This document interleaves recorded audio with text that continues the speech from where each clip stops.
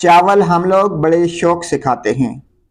कभी पुलाव, कभी यखनी पुलाव, कभी फ्राइड राइस, कभी चिकन फ्राइड राइस, कभी बिरयानी, तो कभी गोश्त वाले चावल, और कभी आलू वाले चावल, तो कभी मसाले वाले चावल। नाजरीन, चावल ज़रूर खाएं, मगर एहतियात करें कि चावल नुकसानदेह भी हैं।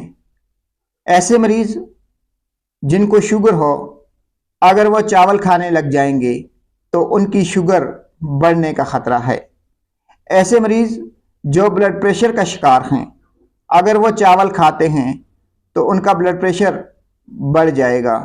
ऐसे मरीज़ जो कोलेस्ट्रॉल का शिकार हैं, जिनका कोलेस्ट्रॉल हर वक्त बढ़ा रहता है, अगर वो चावल खाएंगे तो उनका कोलेस्ट्रॉल लेवल जो है वो मज़ीद बढ़ सकता है।